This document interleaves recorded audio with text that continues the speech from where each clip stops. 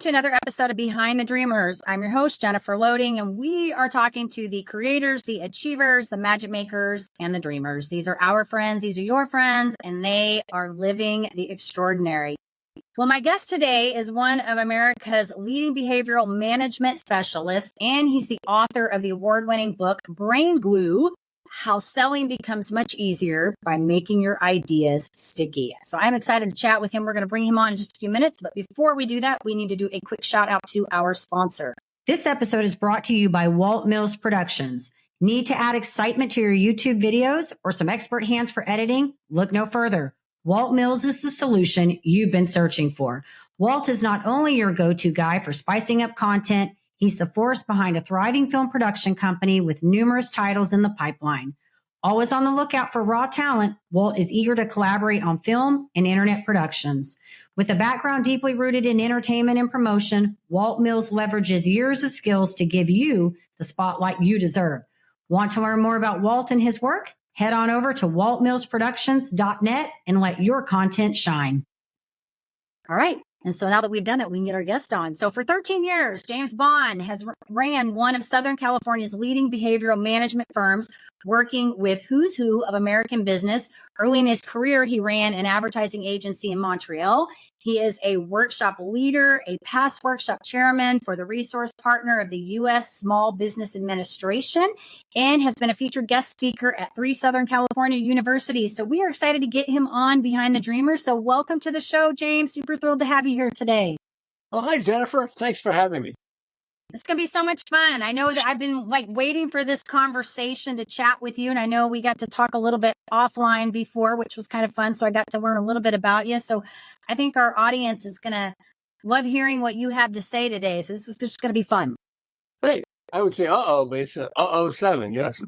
My parents had a sense of humor. What can I say? But Right, exactly. Yes, I know. I was laughing about that. So fun. You know, when I was growing up, and I don't know how many people know this. I mean, people I was growing up with, but it was funny because my grandmother was full-blooded German. So we had a lot of German in our house. But here's the funny thing. My last name was Crocker, like Betty. So when I was growing up, you can imagine the torture that I would get. They'd be like, are you related to Betty? Are you related to Betty? And I'd be like, no, if I was related to Betty, don't you think I'd have a lot of money? And I don't even like to cook. So we got a problem here with this whole thing. And then the funny thing is, and then I married into a German last name. So now I have a real German last name that nobody can pronounce. So I just think it's the irony of life sometimes, you know? Yeah. Well, yeah. Well, you're loading life. Exactly. And you got to have a little bit of sense of humor sometimes, right? Yeah, tell me about it. Exactly. People hang up on you. You're lucky. People hang up on me. James Bond. Yeah, right. Click. They're like, James Bond, which one are you? Which Bond are you, right? Got to have a sense of humor. All right, well, let's open this thing up. I want to talk a little bit about what you are doing. So tell us about this book and what led us to this. Okay. Well, I ran an advertising agency in Montreal. I've been living in Southern California for 37 years. We actually named our middle daughter, we gave her the initials LA.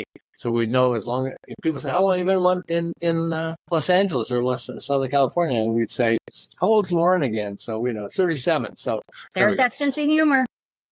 Yeah, I guess. It's funny because LA, so Asia, AJA, you know, and it was named after the Steely Dan album, Asia, and the Steely Dan song. And 2 years ago, she said, I love the name Asia, and people love the name Asia. How come you name me Asia? And I said, well, because of Steely Dan. And so she hung up, and she called me back in about an hour and said, I hate that song. And we're like, sorry, as a parent, you've been naming your child. Hopefully they're going to like that name, but she called back after and said, I think I'm getting used to it. I can understand why you liked it. But yeah, so I started an advertising agency in Montreal and worked my way up. And we eventually won major clients like Kraft Foods, Timex Watches, Seagram's, their world headquarters in Montreal. And I had the opportunity to win the anti-drug campaign in America with powerful, logical reasons why you should not do drugs. I'm a logical guy. Most of us are logical, okay? Wait till you hear this. And so we lost the campaign, and we didn't get the opportunity to win it. And it terrified me when I saw what won. It was a guy holding an egg saying, this is your brain. And cracked the shell and dropped the egg into it. You're nodding. You know this one. How long ago did you see it And yet we still remember it like it was yesterday. Dropped the egg, cracked the shell, dropped the egg into a sizzling frying pan and pointed down and said, "This is your brain on drugs. Any questions?" Ah. And it scared me. At first, I recognized this is infinitely more powerful than logic. And I knew logic, not emotional selling. This was emotional selling, something I had no idea how to do, and it terrified me. They don't teach it in school and all that stuff. In fact, they sort of wire it out of us. We try to get all emotional. Yeah. They go, no, come on, quiet down, everybody. Please stop talking to each other. In school is washing down our emotion. And yet emotion is the greatest salesman ever, saleswoman ever. Okay. Because I remember I went to Jack. I hated selling in the beginning when I first started. I was in business with one of my brothers, and I love my brother dearly, but not in business. And he was a better salesman than me. We went into Avon Cosmetics, okay? And we're sitting there, and the buyer for Avon says, my brother's John, and he said, John, is between you and this other company that we'd give this project to. And frankly, we'd rather give it to you guys, but you're more expensive than the other guys. And so he leans across the desk and he says, my brother, and he says, why do you think the other guy's so cheap? There's a long pause, and then the guy says, like straight out of the textbook, okay, I get your point. You read up a purchase order. And I thought my head was going to explode. It's like, what the hell just happened? He's hiring us because we're more expensive? What? And so all this stuff sort of made me realize I have no idea how emotion works, how emotional selling works. And so I wrote Your Brain on Drugs, this is your brain on drugs, on a 3x5 card. I love 3x5 cards. And I created a box right next to my computer, and I called it the passion box. And every time I saw something that was just amazing from an emotional standpoint, not logical, but emotional, or heard something, like somebody would say something from an emotional standpoint, it would be really powerful, I would write it down or, tear out the ad. If I saw an ad, I'd put it in my box. So eventually I have enough examples that I could figure out how emotional selling works, hopefully. After more than 10 years, we moved to Southern California. I met John Gray. And John Gray was telling me he's an author. And John Gray, you're nodding your head. I said, don't say what the point was yet, okay? John Gray was telling me that he wrote this incredible book. And I know it because I had a copy of his book. And it was called Men, Women, and Relationships. And people loved the book. They said, man, this book, it changed my life. It changed my relationship. And yet very few people bought the book. And he was frustrated because people who read it loved it. But nobody was buying the book. And he sold a few thousand copies. So he got this crazy idea. What if I change the title to Men Are From Mars, Women Are From Venus? And then just tweak the content a little so you refer to it throughout the book. But it's basically the same book. What do you think happened? He was telling me almost overnight, 500,000 copies got sold, then 1 million, then 2 million, then 5 million. In my book, I say he sold 10 million copies, but I know Steve Harrison, who helped him with marketing, he said, no, we're over 50 million books already sold. He went from 20,000 to 50 million people buying his book just because he changed the title. Like, wow. And so when I got home, I was writing, I was thinking a book. Actually, a copy of the book. I was going to put the book in the passion box. And I thought, wait a second. Men aren't really from a different planet. I know how many women out there think we are from a different planet. We act like it sometimes, but we're not really from a different planet. Really, we're not. But I realized it's a metaphor, because men aren't really from a different planet. And that's what I was thinking about it. Like, this is your brain on drugs. He was holding an egg. That's a metaphor also. It's not, it's just like an egg. Basically, see, dropping into a sizzling frying pan. I was like, oh, is emotional selling metaphors? So when I got home, I dumped the passion box on my bed, and I discovered there are 14 brain triggers. Metaphors is just one of 14 brain triggers at the heart of emotional selling. And it's amazing. That's when, as I started putting it all together, I started realizing, if the glove doesn't fit, you have to acquit. O.J. Simpson got freed from an almost certain guilty verdict on a murder trial. There were 2 of the jurors interviewed after the trial. And this journalist said, with all that evidence against O.J., how come you found him not guilty? And one of them responded while the other one nodded her head. And she said, we knew if the glove don't fit, you must acquit. The glove didn't fit. We had to acquit, rhyme. And I realized, so for everybody out there, for you, Jack and Jill went up the hill. Okay. Yeah. When was the last time you heard that? Okay. I could be on my deathbed. It's like, hey, James, Jack and Jill went up the hill to fetch a pail of water, you know? I mean, I remember it. I mean, I might have heard it 10, 20, maybe 50 years ago or more. For me, it was 50. I'm old. What can I say? And yet we remember it like it was yesterday. When I started putting together all this, and then I started teaching this, because I teach in the small business administration. So sometimes I'll have, 300, 400, 500 people at a time doing this, and then applying this as I started applying it. Suddenly people's income exploded because they would change the name of their product. And suddenly, whoa, it's amazing. It works with jokes. In fact, humor is one of the brain glue tools, just by the way. It's like, if you I had these three women, they're kind of religious, and I was trying to talk them into something. And I figured, well, they're kind of religious. Why don't I use a religious joke? So I said, a little girl comes up to her mommy and says, Mommy, Daddy says we came from apes, but you say we came from Adam and Eve. Honey, Daddy's talking about his family. I'm talking about my family. And once they started laughing, they become much more open-minded to what I was saying, what I was talking about. I ran a behavioral management for one of America's leading behavioral management firms. We work with famous people like Warren Buffett's team and all these famous people. And it's one of the things that I trained because we have PhDs in psychology and organizational development, and I would train them to tell a joke. And they'll go, well, do we have to? I said, yes, even if you're bad at joke telling, you have to tell a joke because it opens up the mind and people become much more receptive. I remember Bill Clinton and I forget who it was, but the head of Russia. And the two of them are laughing hysterically. One told a joke or something, and I went like, oh, okay, good. I guess we're not going to go to war with Russia. They're telling jokes to each other. I mean, if you're telling jokes to each other, you're really going to go, by the way, now we're going to start firing missiles at you, Right. But yeah, it's just really, and so it's amazing how many comedians use brain glue. Let me give you a few examples if that's okay. Yeah. So there's something called chiasmus. Rhyme is like A-B. It rhymes, okay? It's time to rhyme. Okay, there we go. So then there's something called chiasmus, which is like a flip. Instead of A-B, it's A-B-B-A. So it's like all for one and one for all. My wife hates this song, but it's, if you can't be with the one you love the one you're with. You're with, yeah. Okay. So that's it. So I'd rather have a bottle in front of me than a frontal lobotomy. Okay. So for all you drinkers out there, this is me. Old people like me can relate to this one. I'd rather wake up and pee than pee and wake up. Okay.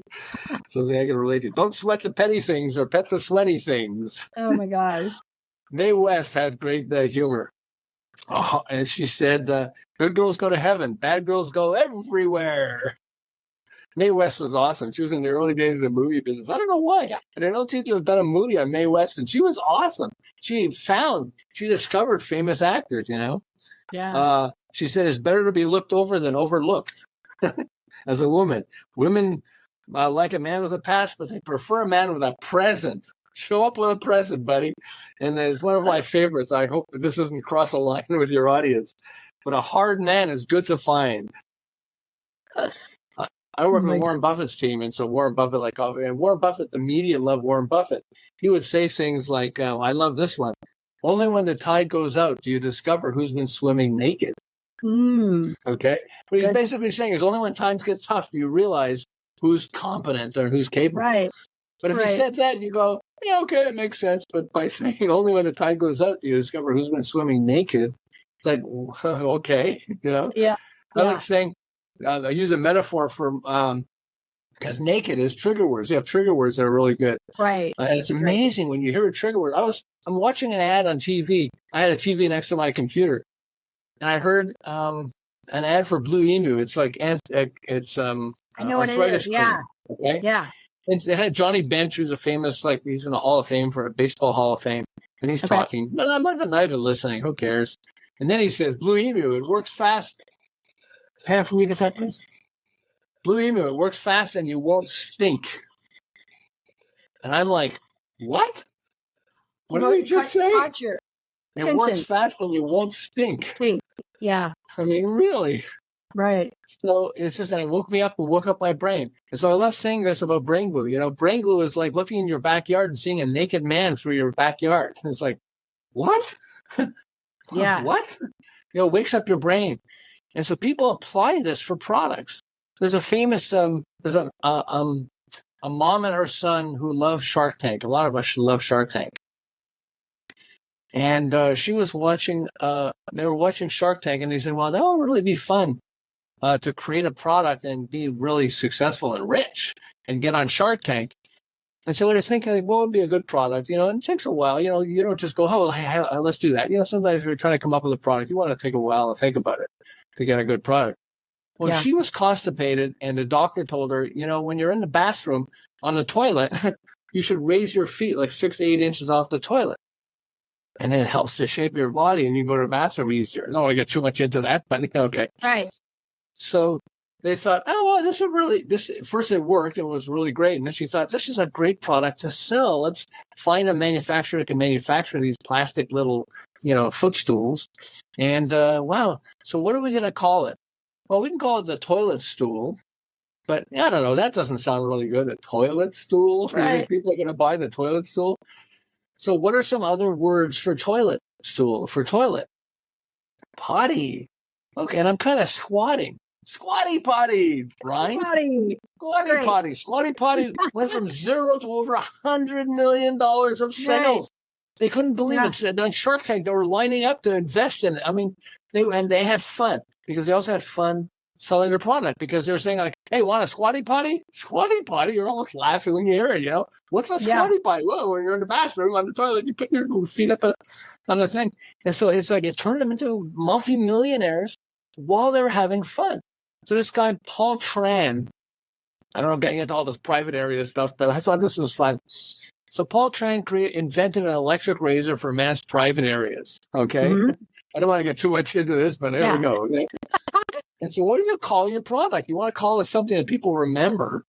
Yeah. And so he's thinking of metaphors. It's just like, okay, as metaphors. Okay. That's a good way to start it. And I always say, have as much fun as you can. Come up with the craziest idea. Like brain glue is like a naked man running through your backyard. Okay, what? You can't get your eyes off it. So Paul Tran has an electric razor for men's private areas. So he's thinking like, what's it like?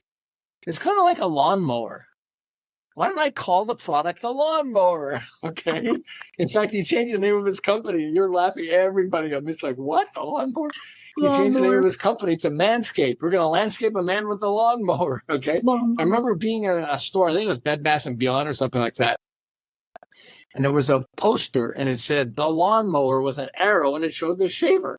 And I'm like, that's a lawnmower? And I started reading it, like, what the heck's a lawnmower for men's private areas? Okay. No, I wouldn't. I've never bought it, okay? If I bought it, I would not share it with other guys. Let's start there. You guys, get your own. Okay, whatever. Okay. But if I could see myself calling a friend and saying, hey, guess what I just bought? What? I bought the lawnmower. A lawnmower? What do you have to mow your lawn? I said, no, it's for men's private areas. I could hear him laughing. Hey, Mary, to his girlfriend or his wife. You got to hear this. James just bought the lawnmower. Oh, he has to mow his lawn? Oh, And it grew. He sold hundreds of millions of dollars of the lawnmower. The lawnmower. I mean, I got a lawnmower. But it's just like it people started laughing and going like, oh, and they remember it. Right. And they buy it, actually, too. It's amazing. When you start to understand this. I mean, I love this thing, okay? Entrepreneurs, are you ready to level up your leadership skills? Tune in now for an exclusive offer designed just for you. This is my time. Did you know 63% of consumers prefer businesses aligned with their values? Recognizing your core values isn't just vital for business growth, it's the bedrock of effective leadership.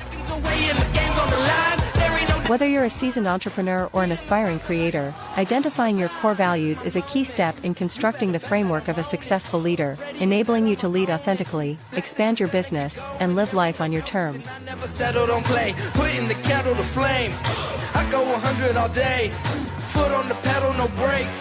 10, 9, paid all my dues, waited in line, 8, 7. Are you ready to access tools to kickstart your leadership journey?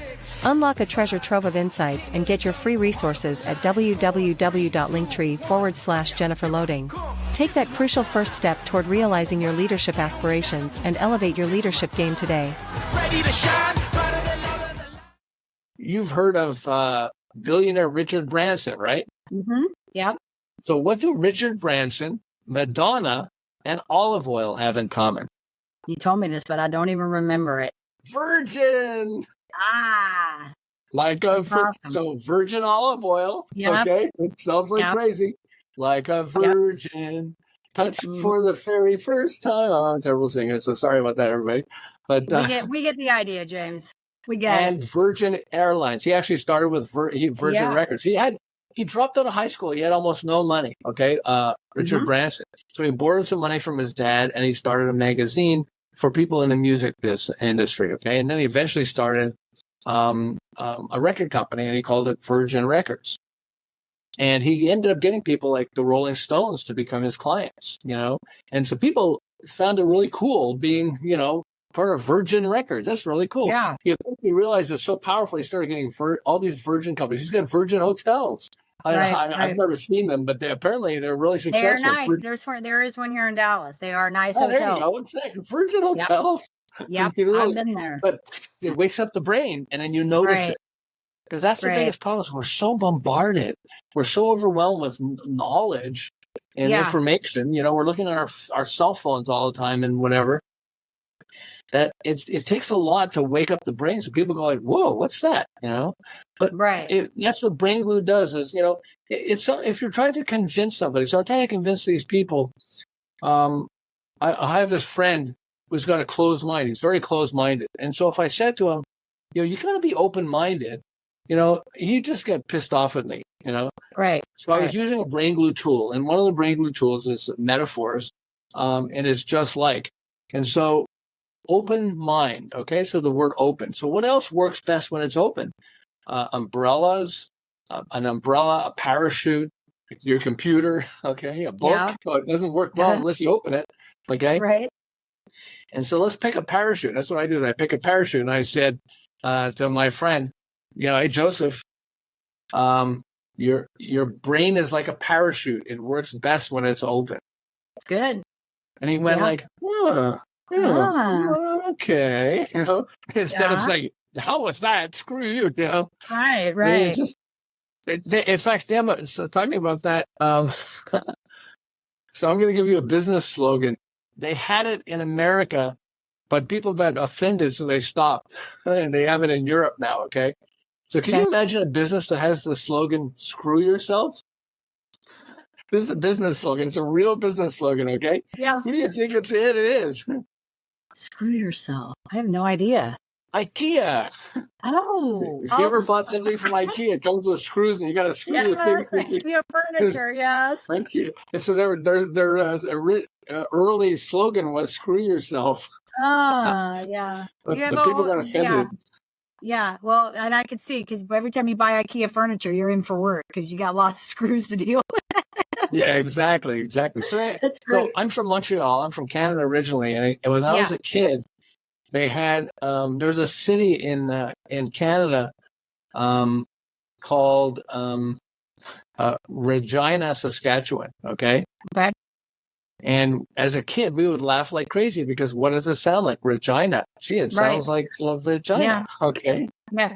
So the advertiser, there's a company that was doing advertising for the city of Regina, and they came up with a slogan that was so hilarious that Madonna and Mick Jagger of the Rolling Stones shared it with their audiences when they were doing concerts, okay? They came up with T-shirts and with cups that had this slogan on it, okay? And after about 2 years, and they literally tripled their tourism of people coming there because of this slogan. And after about 2 years, they apologized and said, we didn't think it was going to offend people. We're really sorry. Ha, ha, ha. Because they tripled their tourism. You know what it was? Regina, it rhymes with fun. That's great. Okay. Yeah. And people would go, Regina, it rhymes with fun. What the heck's that? They go to regina.com and they go, oh, wow. And they learn about the city and all that stuff. Yeah. I'm not sure I would do that. You have to have lots of guts, I guess, to come up with that. But it was funny. I mean, it was so funny that people would have T-shirts of it and walk around with T-shirts. Hey, guess what? Regina. I mean, but it's so powerful. So here's a song. Sorry, I meant the songs here, but so like Smells Like Teen Spirit is Right. Kurt Cobain is like one of his favorite songs. Ooh, what does Teen Spirit smell like? Okay. But he gets your attention with that, even though it's a fabulous song.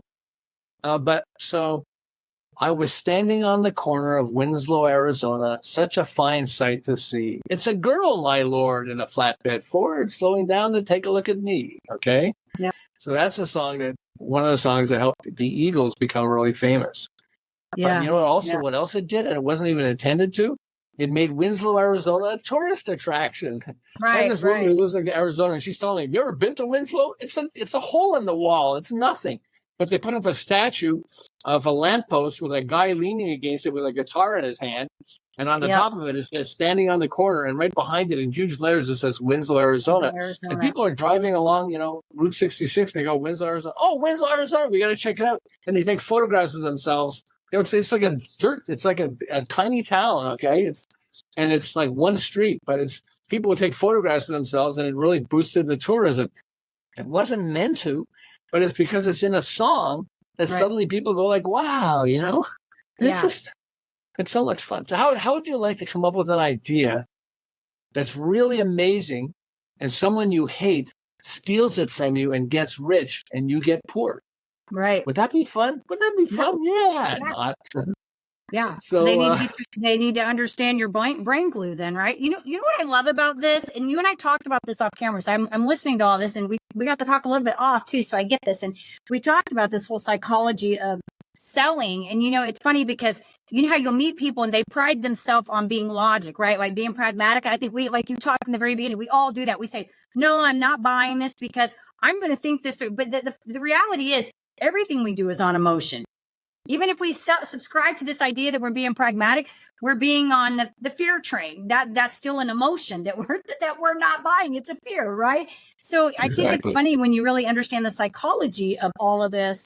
And I know this, only because I studied some of this too. So I get I totally, what you're saying resonates with me. I'm interested in, I want to see all your 14 different things because I've heard these in different various ways, like, the alliteration and the metaphors. I've heard all these different things, and you're right, because you pick up on these things. And so I think when you start really understanding the psychology, it makes this a little bit easier to navigate. So I love what you've got in this book and these tools that you put there. I really want to see all of them. I want to know, because I know some of them. I'd like to see all of them that you've got in there. So there are three things that are really important to note about brain glue. Okay. If you want to get rich, if you have a product or you're trying to sell something online or otherwise, you have to know brain glue. Jack Canfield wrote Chicken Soup for the Soul. He sold 500 million books. Okay. The guy's rich. He doesn't need me telling him anything. He says, if you're in business or trying to sell something and you don't know brain glue, you have a massive disadvantage. Okay. It's a really easy way. So the first one is products. If you want to get rich, I like to say, switch your pitch if you want to get rich. Okay. Or, brain glue shows you how to light the fire of desire in your mind. Anyway, that's the first one. Is you want to make a lot of money, you got to learn brain glue. Okay. But the second one is you want to be impressive. Famous people come up with phrases that people repeat over and over again. I have this phrase from this guy. He was ages ago. Malcolm X. He said, "We didn't land on Plymouth Rock; the rock landed on us." When you stand for nothing, you fall for anything. People loved him, but a large part of why they loved him, like Warren Buffett, is because he says things that people want to remember and they share with somebody else. Yeah. So the first thing is, you want to get rich, brain glue will help you. The second one is you want to get famous, brain glue will help you, because it helps you come up with phrases where people start repeating it over and over again. I go, oh, wow, that's really cool. Guess what he just said, okay? Yeah. And the third one, which is important, is if you want to be a comedian, brain glue helps you, because it's amazing. Now that I've learned brain glue, I talk about it in the book because I have jokes throughout the book. You can't not have jokes because comedians use it all the time. It's amazing. You start realizing, oh, that's funny. And I have this one guy who was telling me, brain glue is not meant for this. Let me start there, okay? But he said, I was trying to get a date with this girl, and she would not go out with me. And as I'm reading your book, I started applying some of the tools of brain glue, and I'm on my second date with her now. I don't know. I think I'm going to marry her. It's like, it's not meant for that. He said, I know, but it works. You learned some tricks. It worked. Hey, listen, psychology works in all areas of life. So, and I used to say this, back in, in all my years of Mary Kay, that we're always selling something. We sell the jeans we're wearing, we sell the hair, we sell the nail salon, we sell the cookies we eat, the restaurants, the product. We're always selling. So the trick's got to work. Mary Kay had the one thing that was the most important. You know what it was? Passion. She communicated passion. She got into it because she was going to, she hated the fact that she was so smart and so capable, and people she would train were suddenly given higher paychecks than her, even though she's the one that motivated them all. And then she started Mary Kay Cosmetics, and, because I love it. Zig Ziglar said this: selling is nothing more than transference of passion. Mm-hmm. We're taught logic, but logic is not it's how you sell. It's passion. Right. If you saw a movie that you love, I don't have to teach you how to sell. You're going to go, oh, you have to see Hidden Figures is such a good movie. Oh, I love that movie. The three black women in NASA. I mean, whoa, I couldn't believe it, And I don't have to tell you how to sell. And that's why, what we learned in school shuts down passion. Right. Come on, forget that. Don't get all excited. Just tell us, tell us a logical reason why you should do that. When in fact, when you want to persuade someone, or you want to get someone to enjoy life. I saw this guy who had a T-shirt that says "Life sucks and then you die," and I'm like, no, I remember that. Yes, this is life right now. So, but just it's just you can't, don't get that T-shirt. Like, have fun. This has got to be life right now. Including be some more successful, in your job, or if you're starting a business, or in your business, whatever. And have fun doing it. I mean, life is short. And it's like, if you're passionate, it's easy to get other people to want to be passionate too. They said suicide rate is up in America, okay? Since COVID and all that stuff, for younger kids. That's really sad. And I think we just need to teach them how to tell jokes.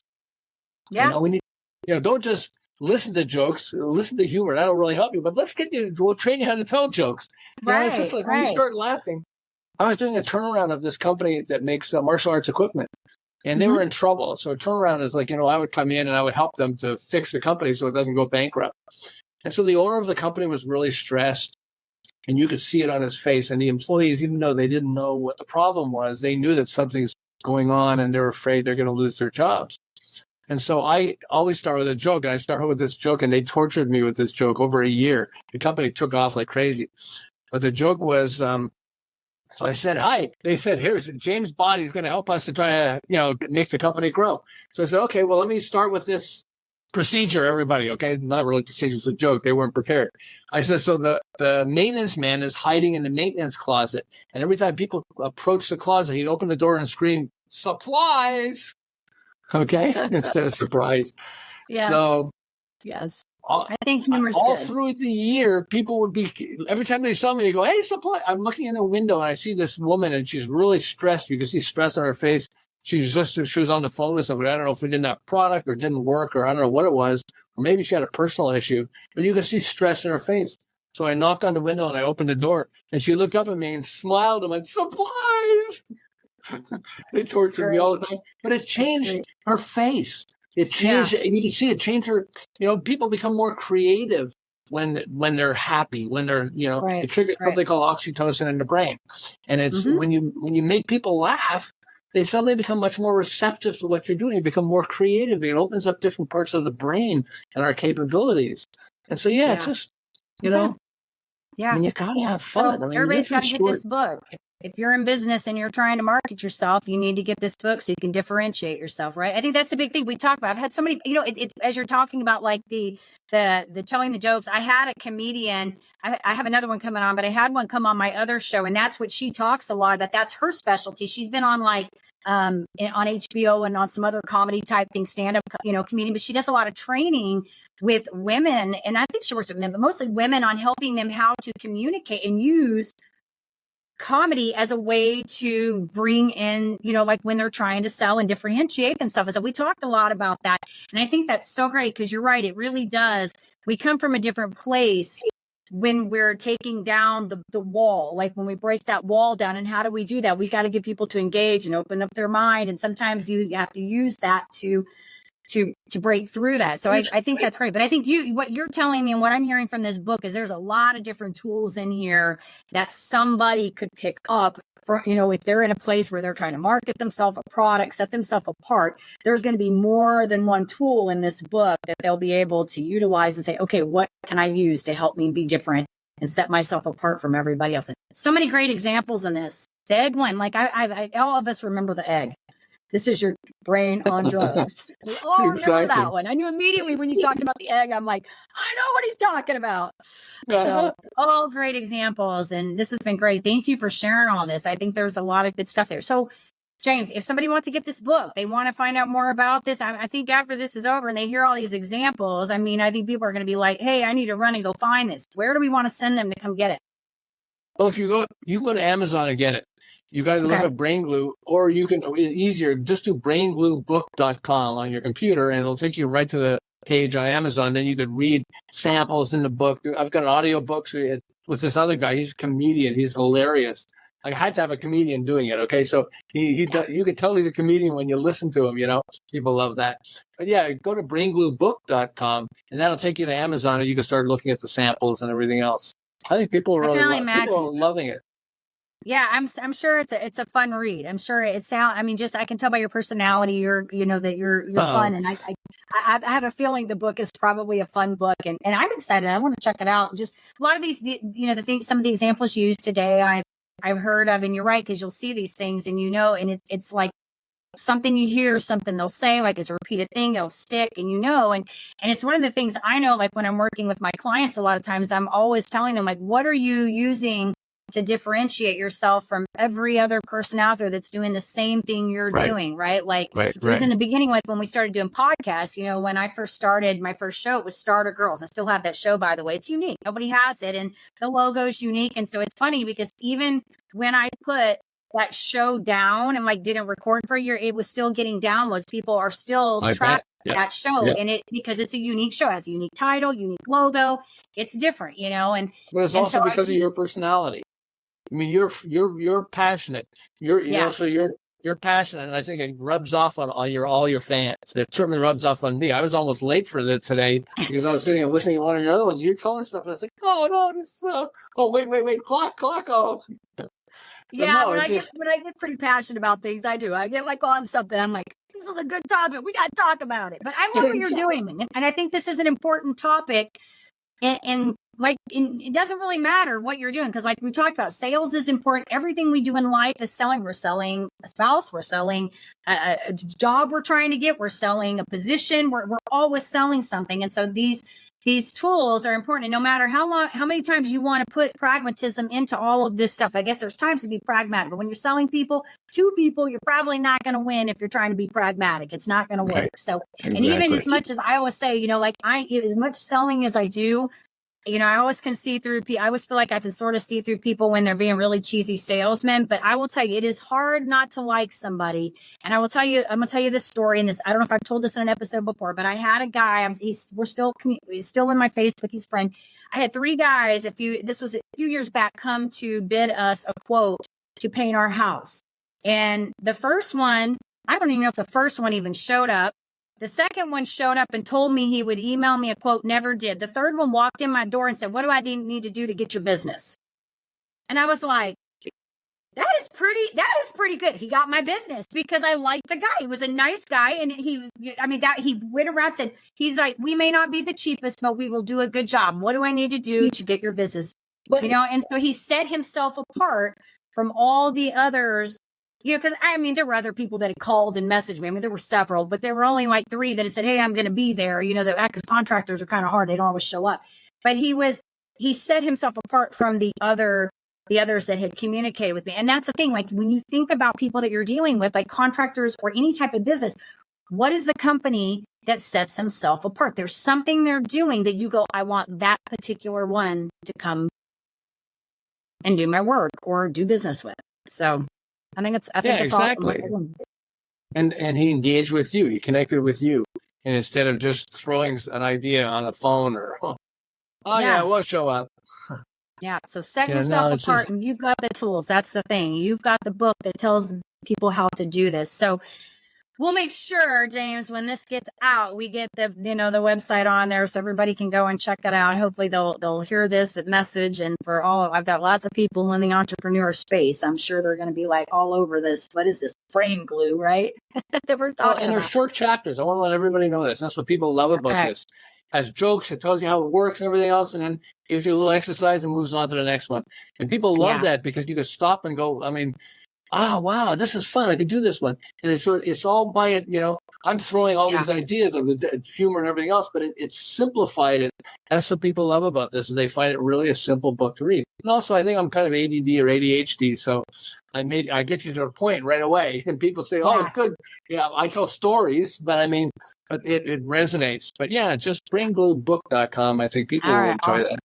Very cool. Well, good. Well, this has been so much fun. Thank you for all the stories. It's been great. All the examples. There were so many in here. Like so many different things. And I'm sure, like I said, people that hear this are going to go, yeah, I remember that. Or, yeah, that makes sense. And who knows, it may spawn something for them that they go, hey, I just got a really good idea. I think a lot of these creative things, it's funny. I get a lot of ADHD people in my world. Like, I feel like I coach a lot of them. I'm probably myself because we're all creative people, but it's so great. And the one thing I will say about a lot of these things that you do, the ideas flow when you're not trying to make them flow, right? It's when you're kind of just allowing it to happen. That's when these things sort of come up. And you'll have a good idea because you're like, that's a good idea, right? Like, you'll know. And that's what I've learned about this stuff is that, when you sit down and try to make it all work out, it's like, take an idea, put it down, rest on it a little bit more. As things come together, you'll start piecing the idea together in time. Give yourself some time to piece that together. Don't feel like you got to have that all at one moment. So,